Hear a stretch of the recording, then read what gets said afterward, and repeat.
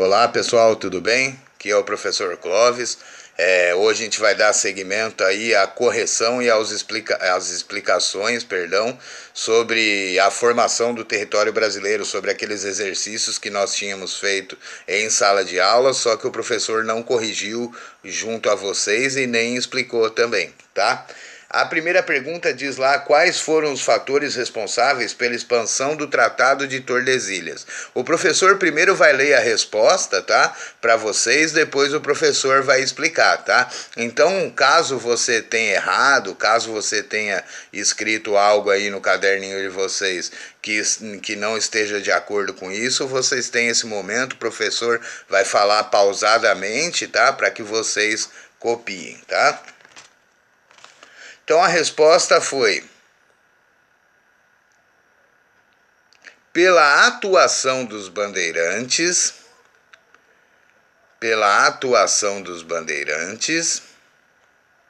vírgula, pela exploração econômica,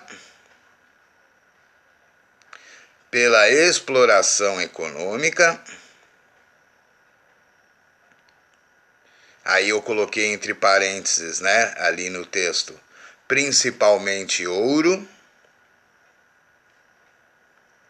fecha parênteses, e pelo forte papel dos jesuítas, tá? Beleza, então, pessoal. Em primeiro lugar, o que é o Tratado de Tordesilhas? O Tratado de Tordesilhas foi um tratado entre Espanha e Portugal na época do Brasil colônia, né? Na época da divisão, da colonização, do território brasileiro entre esses dois países, né? Do território americano, não do território brasileiro, tá? E que era um meridiano, né? Um meridiano imaginário que dividia as terras entre esses dois reinos na época, né? Entre Portugal e entre Espanha. Terras que ficavam a leste pertenceriam a Portugal, terras que ficavam a oeste pertenceriam à Espanha, tá? Então, quais que foram os fatores aí responsáveis? Em primeiro lugar, a gente falou lá sobre os bandeirantes. Quem eram os bandeirantes? Os bandeirantes eram portugueses e filhos de portugueses, né?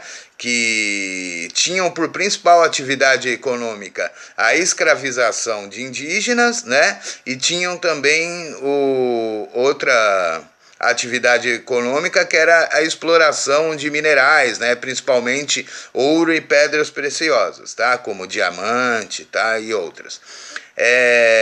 Eles também são responsáveis pela interiorização, né, do território brasileiro. Eles são responsáveis aí. Portugal começou, né, a ocupação do território brasileiro pelo litoral, né? E em busca de indígenas, de outras tribos indígenas, em busca de pedras preciosas, esses bandeirantes executavam o que se chama de bandeira, né? Essas bandeiras, né, eram quando eles se juntavam, né, juntavam uma tropa, né, no caso, que seria um pequeno exército, e eles entravam, né, cada vez mais no território brasileiro em busca de indígenas para escravizar e em busca de pedras preciosas também, tá? Isso fez que eles interiorizassem tanto, né, o território que eles ultrapassassem, né, o Tratado de Tordesilhas, tá? Lembrando que o Brasil, né, depois do Tratado de Tordesilhas, nós vamos ter o advento do Tratado de Madrid, em que o Brasil ganhou terras por posse, tá? Mas isso aí eu explico para vocês posteriormente, tá? Outro fator lá que falou as atividades econômicas, né? A pecuária, algumas fazendas, né? Alguns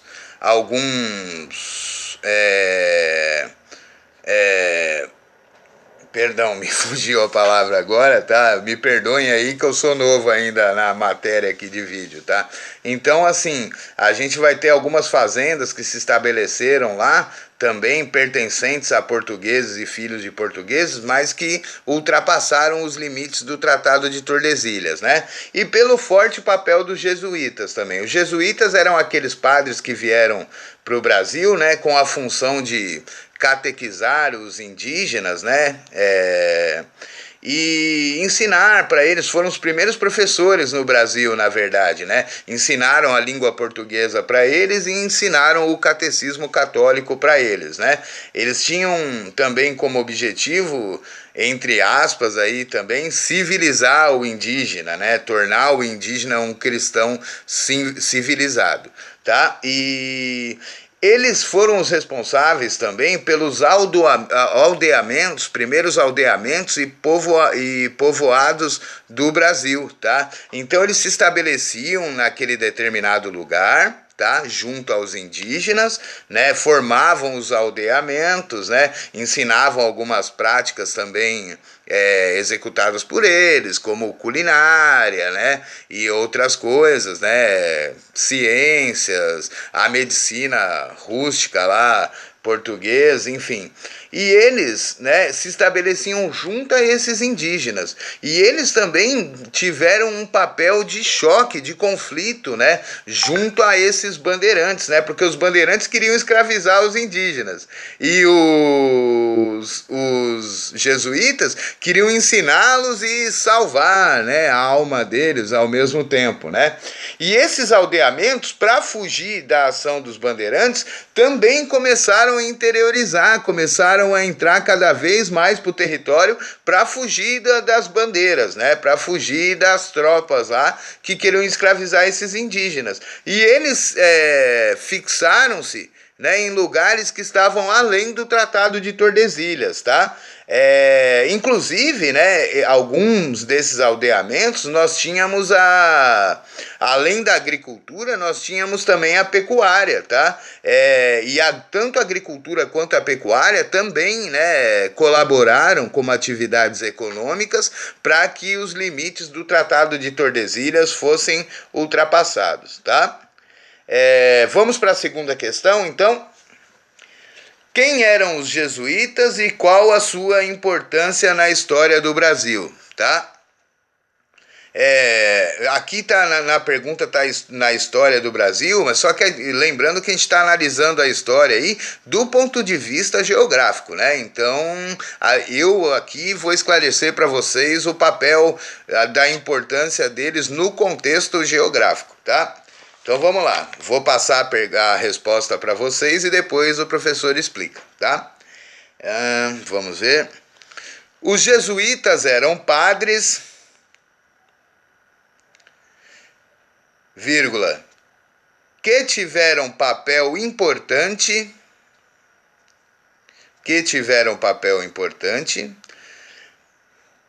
principalmente na dominação dos indígenas, através da catequização,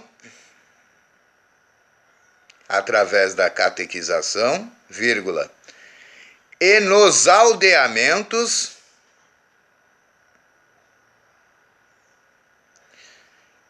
que posteriormente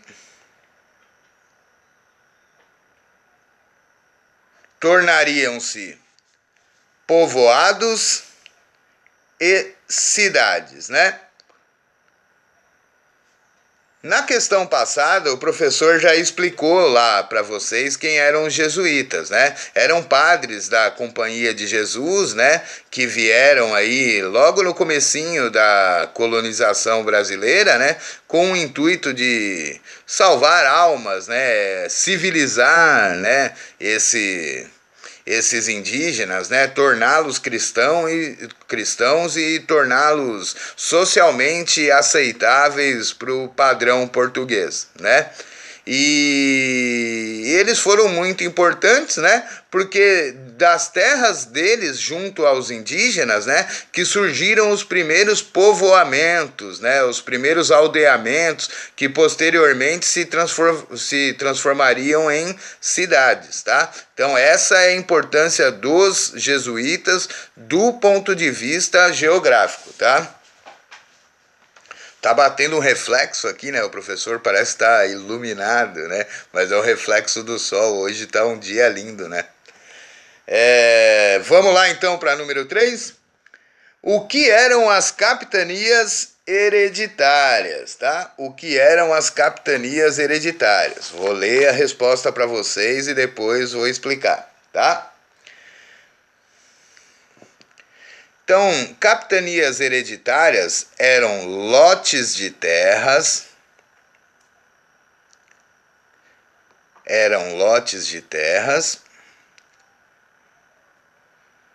doados pelo rei de Portugal,